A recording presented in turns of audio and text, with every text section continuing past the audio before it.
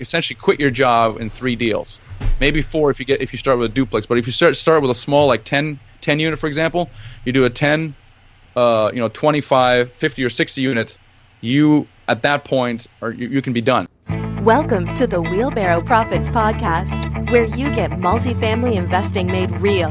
Learn from top players in the real estate investment world as they share their secrets with you and discover proven strategies on apartment investing that actually work.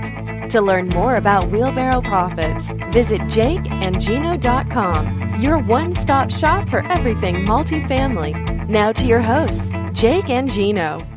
Hello, everybody. This is Jake Stenziano, host of the Wheelbarrow Profits Podcast, here with my co-host, the multifamily mentor, the coach, the chef, the father of 6, the best-selling author, the G-Daddy, Gino Barbaro. Gino, how's it going? Mr. Stenziano, we're doing great. How you doing, bro? Always making it happen, big man. Today's guest is Michael Blank. Michael is an investor and coach who's passionate about helping others do their first apartment deal and get out of the rat race. He has raised over $1.6 million for house flips and apartment building syndications. He's the host of the popular podcast Apartment Building Investing with Michael Blank and writes regularly for Bigger Pockets and Flip Nerd. So I've also heard from Gino that Michael was a fellow pizza guy as well. So Michael, my big question is, what's this pizza/apartment investor connection that you and Gino got going on here? Because I'm not in that club. What's up with that? Yeah, it's one of those things where it was a good idea for a time, right, Gino? And yes. So really what it came out of is when I read Rich Dad Poor Dad in 2004, he says you need a cash flow business in real estate. And I said, oh, I know, I'll just do both. And so I got into the restaurant business as a passive income vehicle. So just a background, I had made some money on a software IPO before, and I decided strategically to quit my plans of my own software company and plow my entire net worth into these pizza restaurants. And so that's what I did. And it worked well for a few years, but then it stopped working very well. And I'm in the process of extricating myself out of that. So was it franchise or? Franchise, yep. Well, this is what I always like to focus on. Why did it stop working well? That's the first thing. I'll tell you my story real quick. We gotta get the EOS going here, Gino. Yeah. Why did it stop working well for you? And then that leads me up to how did you get into real estate, and why has real estate become so passionate for you? Yeah, that's a good question. And it's one of those things when you get into an investment, and this was passive. And I had an experienced multi-unit operator, and I was the money guy, and we were building, and so we had 6 restaurants at one time, and I had a 20-unit plan. So it all looked good on paper. The truth of the matter is, though, the concept really wasn't strong enough. So when the recession hit in 2007, the concept not only did it not recover, but the concept should have been adjusted to the new reality after the recession, where people really wanted value with a pizza. And I'm not a restaurant guy, right? I didn't really have any interest being a restaurant guy. And the lesson here really is if you're going to go so strategic in something as I did with restaurants, I mean, you got to go in there, and it can't be set up as a passive investment. I mean, you really got to get in there and make it work. Now, having said that, could I have made it work? Done that? I don't think so. And it's just because that the concept is just not doing well on a national basis. And frankly, I don't think there's anything I could have done, except for the fact that I probably should have focused my entire net worth on real estate, apartment buildings instead. And what I did instead on real estate is I started flipping houses. And it was all for good reason, right? You do things for what you know.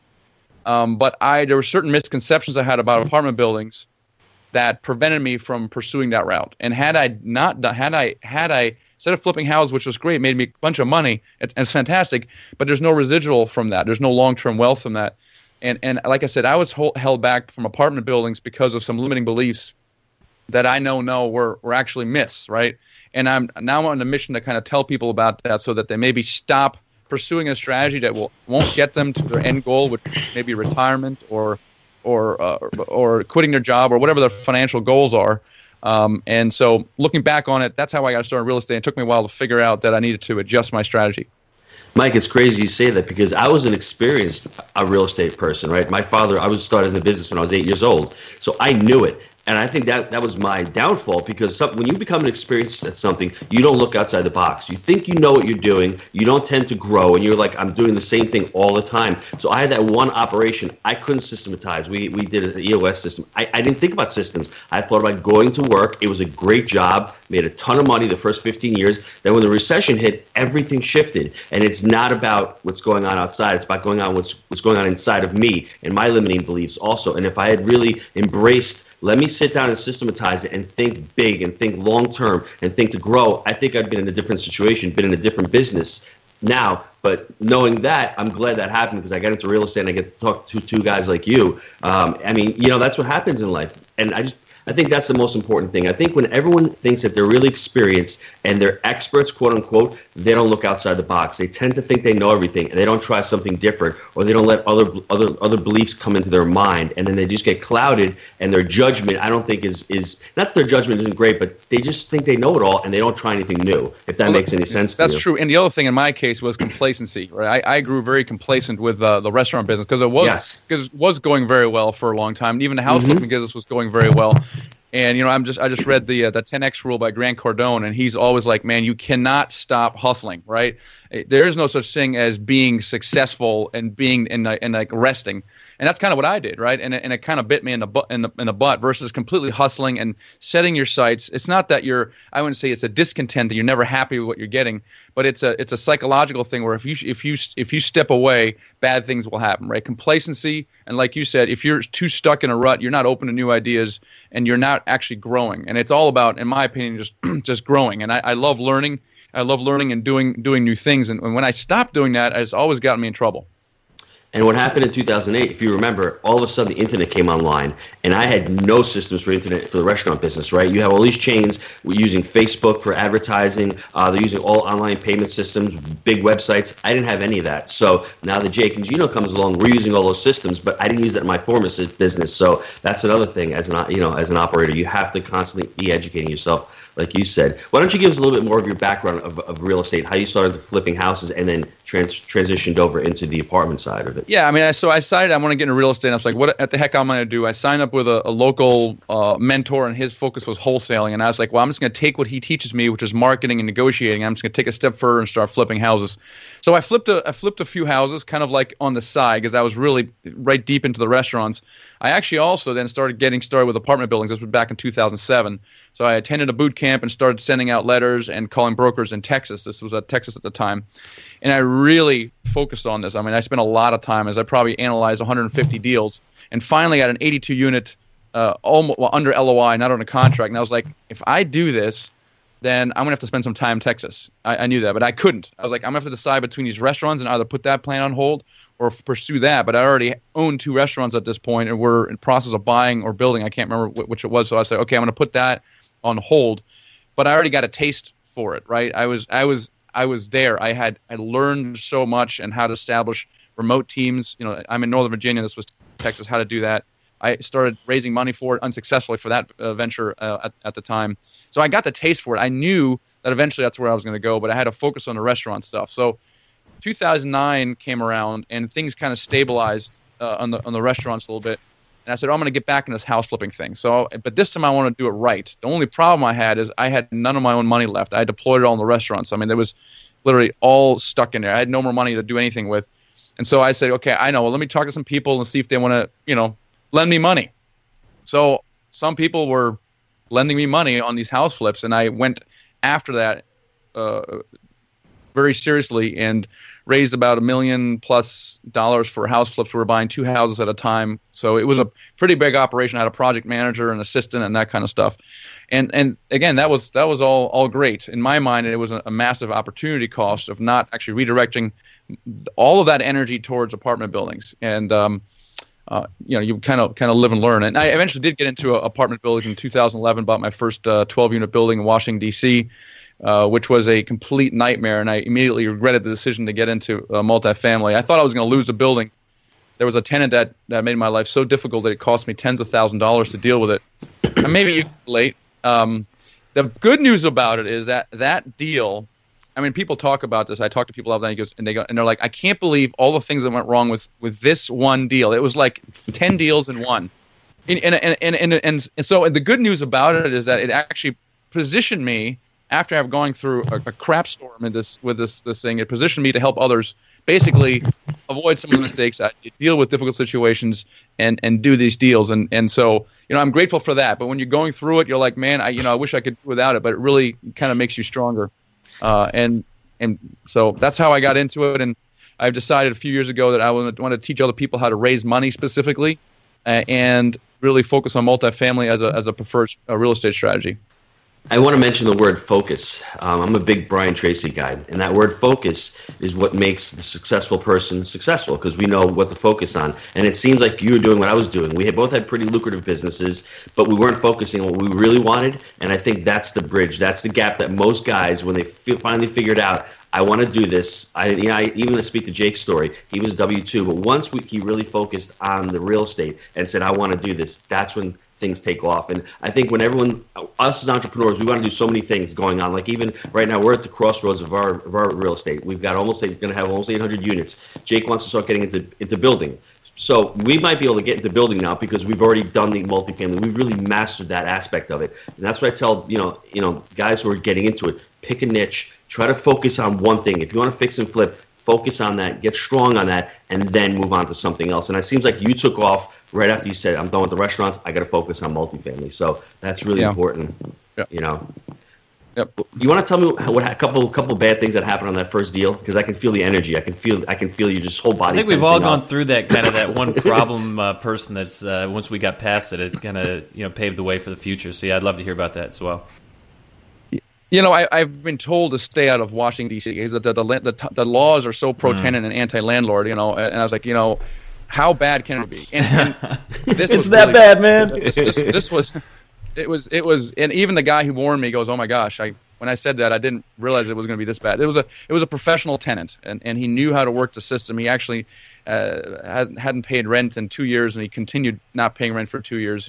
And for some reason, he had it out for me. I don't know exactly why, but he was calling every governmental agency in the city and outside the city, and it really cost a lot of money to be compliant, to pay the fines, to placate him, to just there's lead paint stuff, or lead paint laws in DC are a new thing. No one really knows what they are, but make sure that you have to do stuff. So he did all these things, and I did have a reserve built in for this deal, but that reserve was dwindling very rapidly, and I also had the wrong property manager on the building who this was a little big for him. And it's a subsidized housing kind of neighborhood, and he was opposed to that, which also was so he couldn't deal with the situation. And now having replaced that property manager, which was also painful, it's like night and day, right? If you have the right property manager, everything is like night and day. They specialize in Section 8. They knew how to deal with tenants that are difficult. They knew the law better than the tenants did, and everything is just better. So literally, the lesson here is just the property management company is everything. If you have a poor property management company, your quality of life is going to be very low, and you will go, why? There's nothing passive about this. I might as well flip houses. On the other hand, when the property management company is very good, you still need to spend time on the asset. You can't go to sleep on it, but the time spent is probably 30, 60 minutes per week, if that. And that's the right thing, and that's something you can scale up. But when you have a poor property manager, that's something you can't scale. So that was a little bit something about that first deal. Do you have any tips on how to find a good property manager? Because Jake and I, we're still self-managing, but we know what to look for as far as getting a property management company. Yeah, there's questions you want to ask, of course, but really, I think the biggest thing for me is referrals, getting referrals from people. And talking to their customers, references essentially to see how they deal with things. So, but in general, the biggest thing for me is there's got to be a fit in the property manager. So, for example, this guy really had a more single-family houses and had some small multis. This was going to be the largest one. There wasn't really a match between what his business has been built up and what I was looking for. And match, for example, again, another mismatch was Section 8 management. Has he done that? No, he didn't like it. So there's a mismatch there. If you're doing a student housing thing, for example, there's a special kind of property manager that focuses on student housing. If you're doing a reposition or a heavy value add, there's property managers who specialize in turnaround projects, right? So you don't want to put someone who's good at managing a stable property and something like that. So a lot of it is a match, right? That's probably the biggest thing, is figuring out what kind of properties that property manager is good at managing. Can you highlight your investment strategy? I know you're a fellow BP blogger. I read all your articles on BP. They're awesome. I mean, guys, go on Bigger Pockets. Check his articles out. He writes a lot of great articles on there. Well, investment strategy really is multifamily, right? And it's not just multifamily, but it's multifamily by raising money from others. And that, to me, now looking at it and now working with other students, really looking at what they want to accomplish financially with real estate. There is I'm finding very often there's a mismatch between strategy and goal, kind of like you and I talked about with whatever we decided to do, and it was a good idea at the time, but we weren't really clear about what we wanted, and then matching that with a strategy. And so a lot of that is not being clear about what you want, and the other one is a bit of ignorance around what strategy to use. And I had a little bit of both. For example, if I want to create passive income, why in the world am I flipping houses, right? Yes, it's real estate. I can check the box, but it doesn't generate passive income. So why in the world am I flipping houses, right? Why would anybody want to flip houses when they want to build passive income? That doesn't make any sense. If someone tells me they want to quit their job in the next 5 years and they're landlording single-family houses, I'm like, how much passive income do you need? Oh, I probably need $7,000 a month. I said, are you aware how many single-family houses you would have to accumulate to generate $7,000 of passive income? They're like, no, I didn't even think about it. I said, well, why are you then buying 1 or 2 houses a year, which is awesome, right? Which is more than most everybody else. But why are you doing that? It's going to take you 20 years to get there. And that's what I'm saying. And the reason that people don't consider a strategy like multifamily, for example, everybody kind of goes, yes, passive income, check that. Real estate, yes, got it. Oh, you can you can achieve your goals faster. Yep, I get it. But, and then there's a but, right? The but is like, well, yeah, but I don't have the money. And you're like, yes, but you can raise it. And you're like, what do you mean you can raise it, right? They don't even know that it's what's possible, right? And this is what I'm saying is when you shift your mindset from what you think you know about something to what is actually possible, and with a little bit of education, a little bit of awareness, I have found you can shift people's minds. If I show them exactly the steps how to raise money, exactly the steps how to get into the first apartment building, their eyes kind of open and are like, okay, I still got to figure out the details, but I didn't know all these things. I mean, I didn't know this was impossible. And this is what I mean by shifting your mind, and that's what I'm really passionate about. I like that. So what do you look in a deal? Specific debt service coverage, cash on cash, all those criteria, and like any value adds. What makes your juices flow? Well, it's a little difficult to answer simply, but the deal is driven by the returns for the investor, and I'm just making a fundamental assumption that you're going to use investors for it, and if not, that's great. You just make more money, but it's all driven by the returns, and it's really the average annual return. It's really the internal rate of return, but I don't want to bring that up because people glaze over. So it's the average annual return, and I found that if you can show people how they can make 13 to 15% average annual return with their money invested, you can get deals done. Now, you're not going to raise money from sophisticated angel-type investors because they're looking for 15 to 20%, but for the first several deals, you're not raising money from a sophisticated investor anyway, right? So if you have a deal that can demonstrate reasonably conservative, generate 13 to 15% average annual return, those are the deals you can do. And everything else flows from that, right? So I can talk about cap rate and cash, but it's not as meaningful because it depends on the kind of deal you're doing. If you're doing a very stable deal, well, I'm going to want a certain high cash-on-cash return going in. But if I'm doing a value-add deal, there might not be very much cash-on-cash return anyway. And, in fact, I might actually want to overpay for a value-add deal and pay a 5 cap for a building that's half empty. And it violates all kinds of rules, right? So the cap rate and cash-on-cash return are loose guidelines for me. It's really driven by the overall return. And in order to do that, you need a strong financial model that shows you the overall annual return, which is composed of cash flow and amortization and profit and any kind of fees maybe you pay yourself. All that factors into the overall average return. But in general, okay, so you asked in general, upon stabilization, you want to have at least a 12% cash on cash return. Cap rate to me is, again, a little meaningless because it depends on how you're getting into a deal. I do stay away from negative cash flow situations. I think they're an advanced strategy. I'm not saying it's a bad strategy. You just have to make sure you know what you're going in. So if you're buying a half-empty building, you got to make sure you have a good plan and some reserves to get through that. So in general, negative cash flow is probably not a good idea for the first few deals. I would say for the first few dozen deals. I mean, it's definitely an advanced strategy, and it's something that I've got caught. And you know what they're called? They're called alligators because they'll eat you alive. Because if you don't know what you're doing and you're playing with other people's money, that's one thing. If it's your own money on the table, that's one thing. I just feel really uncomfortable with negative cash flow deals because you really have to get that ball rolling. And if you make your projections and all of a sudden the market turns and you're pretty much, I would like to say the word screwed, you know? When you're talking about raising money, on your first couple of deals, who did you look to raise money? I mean, I like to call it the power base, as Grant Cardone says, friends, family, but where did you go to get your money in the first couple of deals? Yeah, I mean, you have to start with your power base. I mean, that's what everybody kind of has. You have to look around and see who you know, and the key is that you're talking to everyone you know, and you're not talking to them specifically about raising money, right? So you're not going to call your buddy down the street or your dad and go, hey, I'm doing this apartment building thing, or I'm looking for $100,000. Are you in? Yes or no?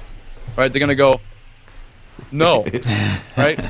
So you're not going to do that. So raising money is really a form of networking. And when you speak to someone, really what you're trying to do is you're just trying to get their support on any kind of level, right? So what I really say is you want to get a series of yeses. And so to get a series of yeses, you're not going to ask for money right away. You're going to ask for a 5-minute phone call so that you can share how excited you are about what you're doing now. And a friend is going to take that phone call, right? Or a neighbor or whatever. They're going to say, yeah, sure, Michael, 5 minutes, sure. Yeah, we haven't caught up in a while. Tell me what's going on. And then you can share how excited you are. And that conversation could go in a variety of different ways. I mean, yes, you want to show them how they can support you. They can support you in a variety of ways. Maybe they're an experienced investor. They can maybe mentor you. Maybe they know brokers. Maybe they have contacts with attorneys. And then you can ask them for money, but you also ask them for referrals. Many times the people in your inner sphere don't have the money, and you know this, right? You go into your brother who's broke, and so why am I going to ask him $100,000 when he knows he's broke? But he knows people, right? And so he may know his boss, for example, who is interested. Maybe he's got a real estate rental and he's looking to do more. So you're talking to everybody. You're not discriminating.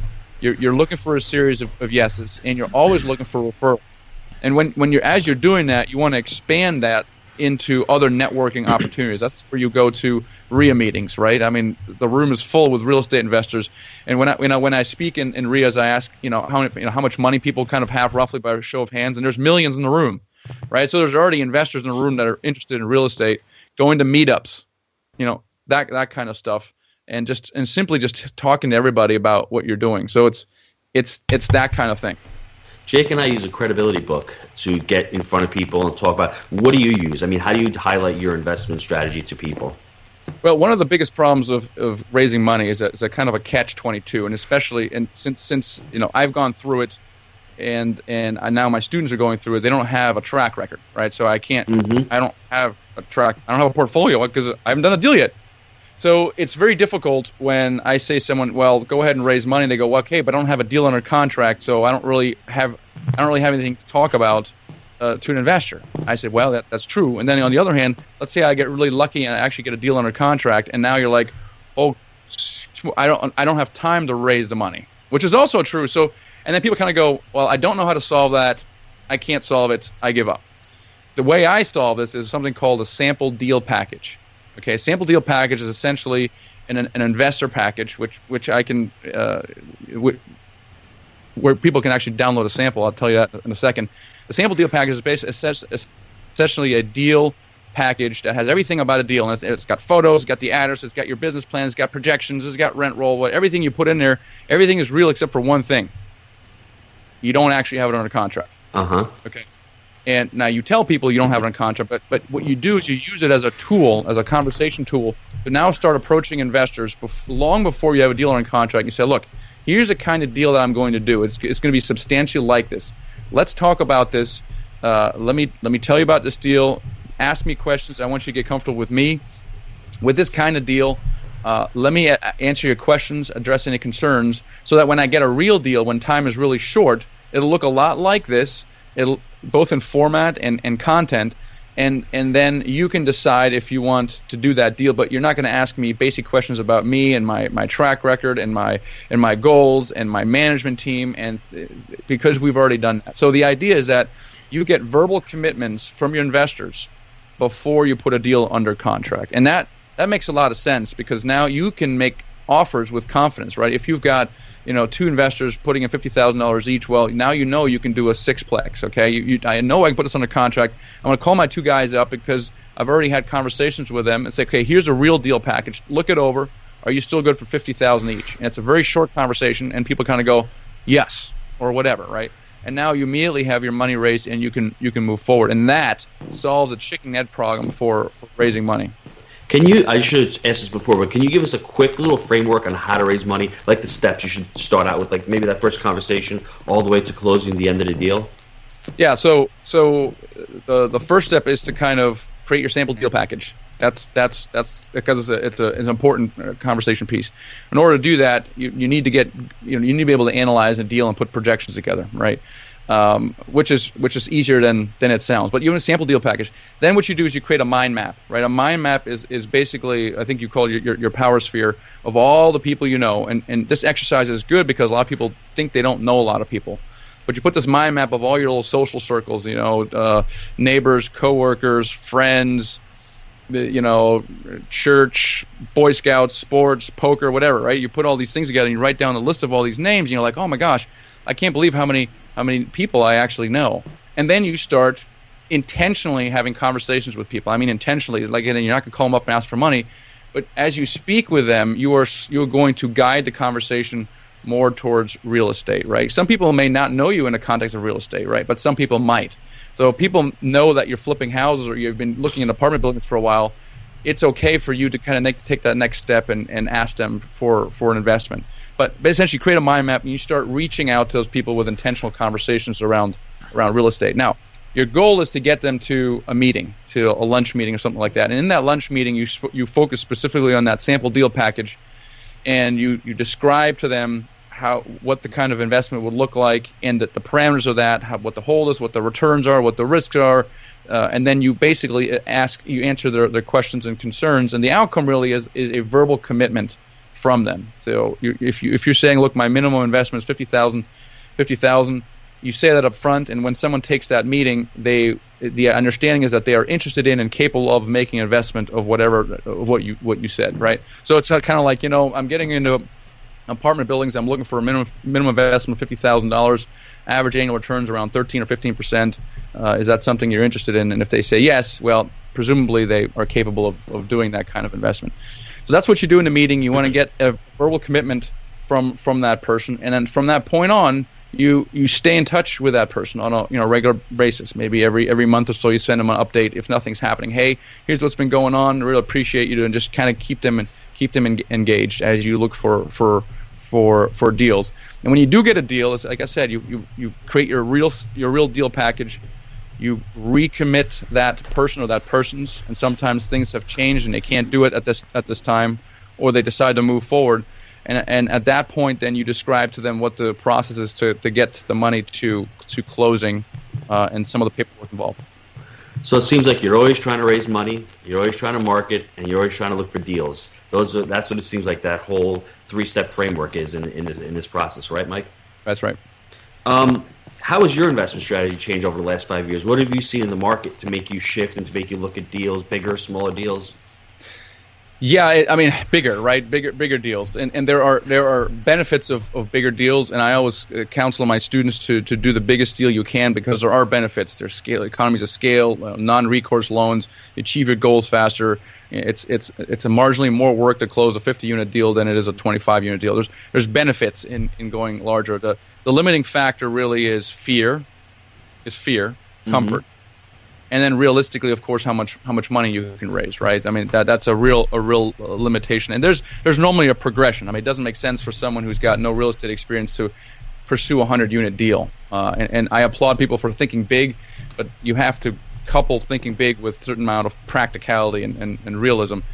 So there's a progression. What I'm finding is that is that I focus on the first deal. I really focus my attention on people's first deal, and I do that because repeatedly, as I interview people on my podcast, successful investors, or people who have quit their job or achieved something meaningful with multifamily, that first deal was pivotal. And what I see is that first deal takes an inordinate, sometimes takes a long time. It takes a long time, and then once that first deal is closed, the second and third deals close in rapid succession. That's my one observation. And the second of all, the second and third deal are bigger, sometimes much bigger than that first deal. So, for example, even if someone does a duplex, which doesn't appear like a big accomplishment, in my mind it is, I will push you to try for a bigger deal. But before you give up on the strategy, I will help you do a duplex deal, which sounds ridiculous. But what happens is a duplex, that second deal that they do, is not going to be duplex. It'll probably be between a 5 and 10 unit normally. People kind of go, oh, okay, I can do a 4 or 5 unit, maybe a 10 unit. And then once they do that, the third deal after that is normally between 20 and 30, okay?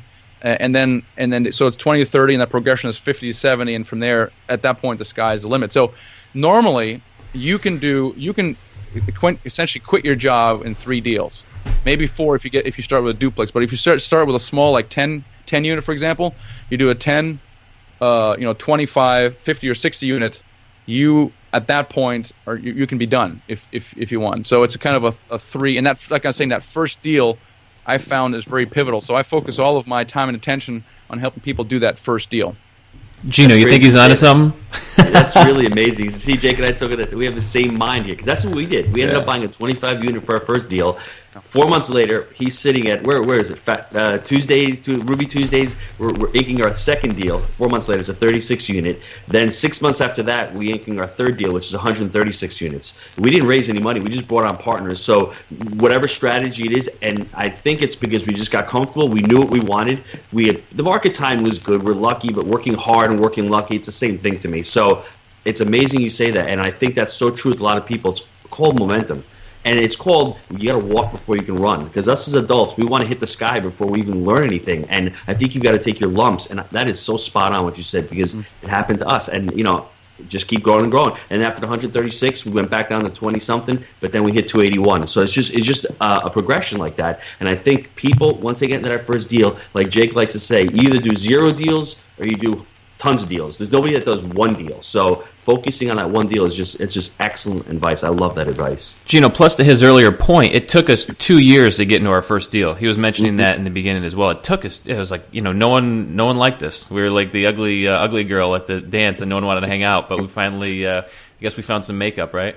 But I remind people, normally you're on a 3 to 5 year retirement plan, right? So what if it takes you 2 years to do a first deal? The problem, I agree, it's just hard because you end up wanting, like, it's not going to work. You want to give up. That's the hard part. That's exactly right. That's why you want to give up. And this is why I introduced coaching about a year ago, because I felt like even if I arm you with all the knowledge, the best knowledge in the world, you're going to probably give up at one point because you don't know any better. You need someone to put things in perspective, and I didn't know that about you. It doesn't surprise me, right? There's a lot of people, it takes them, almost 2 years to do their first deal, and then all of a sudden the floodgates open, right? So if I can explain to someone, look, there are 10 people here that took them 2 years to do a first deal, and then within weeks they did their second and third deal, and I see that constantly. So if you're really on a 3 to 5 year retirement plan, so what?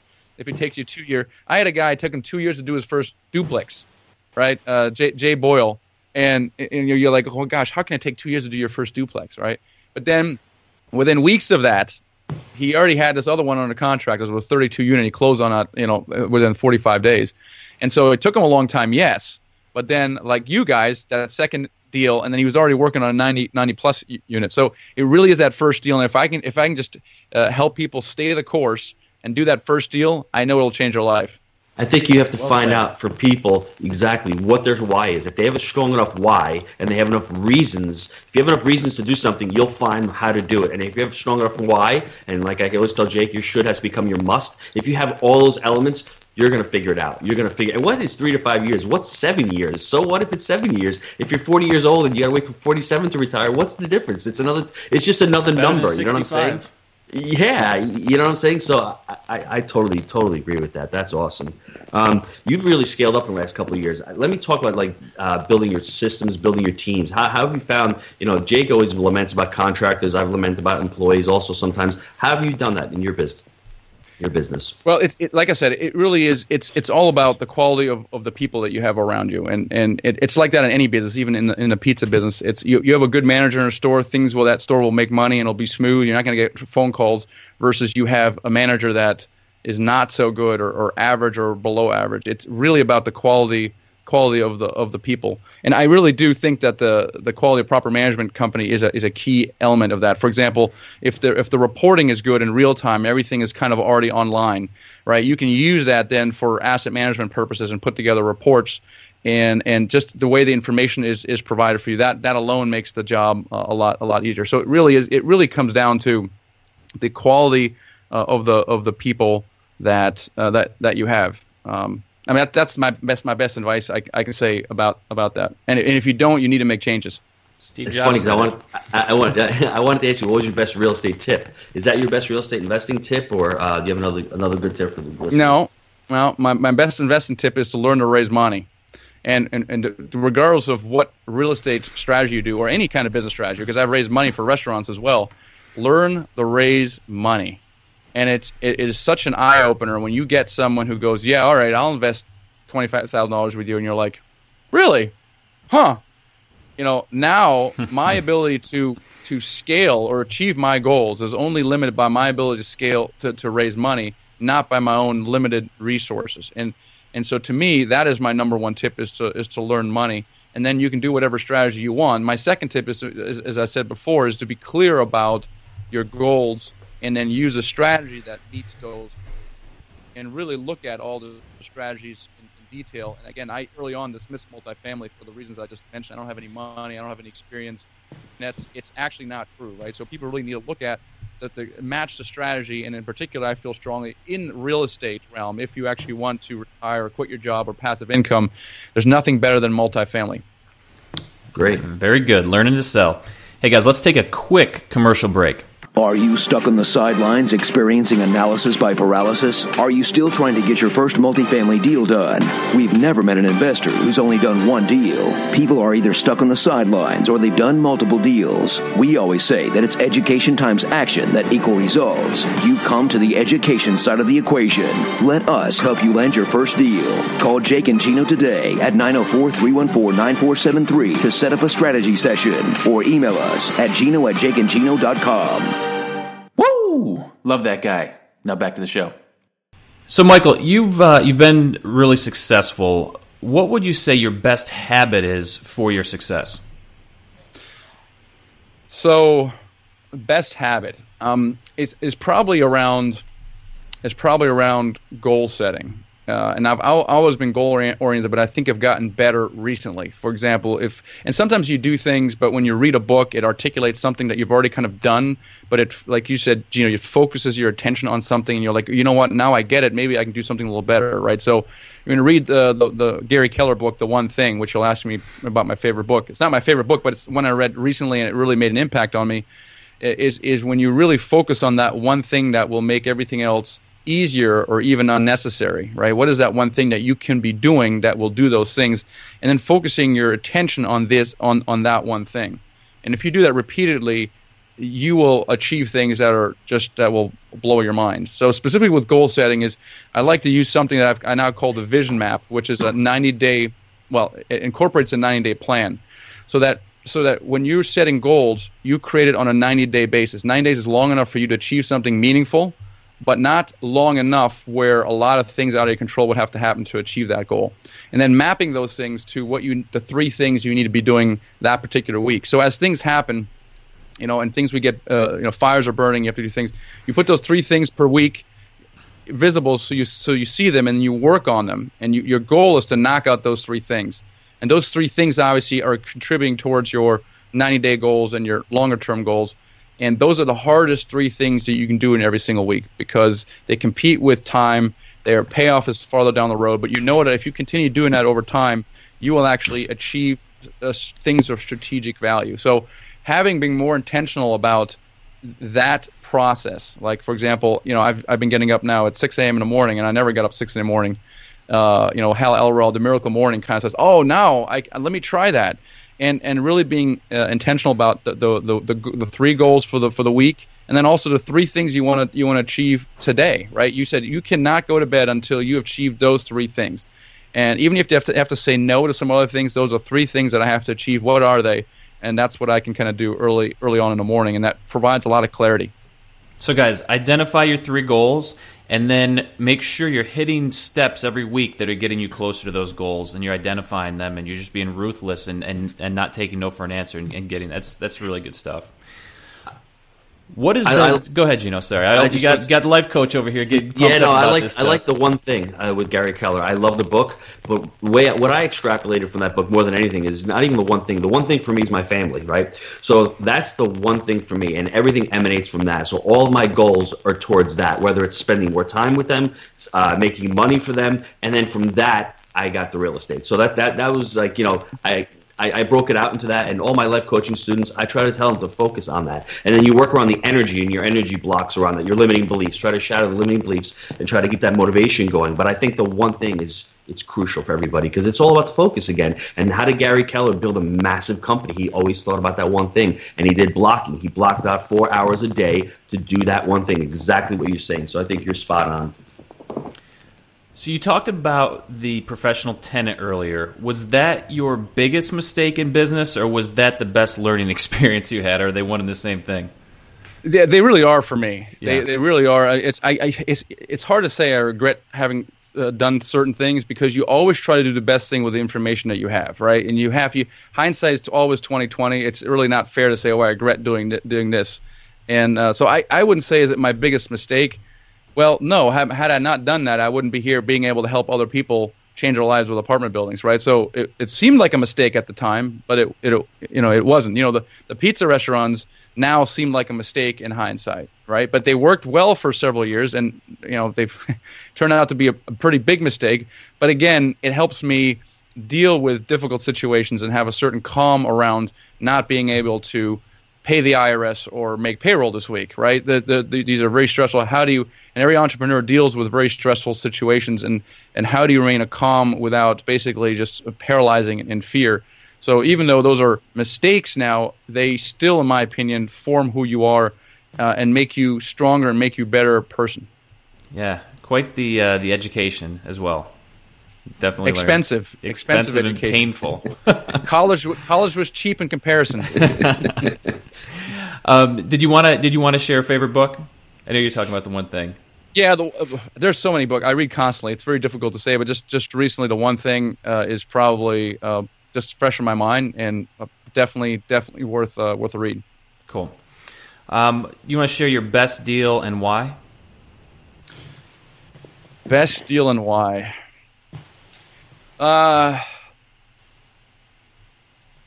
Well, not talking about that first deal, which turned out to be a pretty good deal, and actually I'm having it on a contract for sale for almost twice as what I bought for. So I guess you could say that's a good deal. East Coast appreciation. Well, the rents were under market, right? Yeah. And it's a Section 8 thing. So converting them to Section 8 tenants from market and raising the rents obviously increases the value of the building. And this is what I just love about multifamily, is that you have a certain amount of influence over the value of the building. So you buy a building that's underperforming for various different reasons, you make it perform better, and now you have increased the value of the building. And this is why I love multifamily. With house flips, you're driven by the market, which if you're doing a 6-month flip isn't really that big of a deal, but in the recession it was, right? So no one really plans for the market turning in a 6-month time frame, and a lot of people were left holding the bag. You don't even think about that, right? So I've had some really good house flip deals as well. So I don't want to discount that as well. But what projects are you excited about right now? So I'm really excited. Again, I mean, I'm still looking for my own multifamily deals. I love the art of the deal. I always have. I love raising money, putting a team in place, and creating value. I love that. But I am really jazzed about. I get really excited when I hear someone do their first deal. I get really excited when someone gets their first commitment of $50,000 from an investor. I get very excited when someone actually quits their job to become a full-time investor. And so I'm starting to measure my success in a number of units I'm helping other people buy.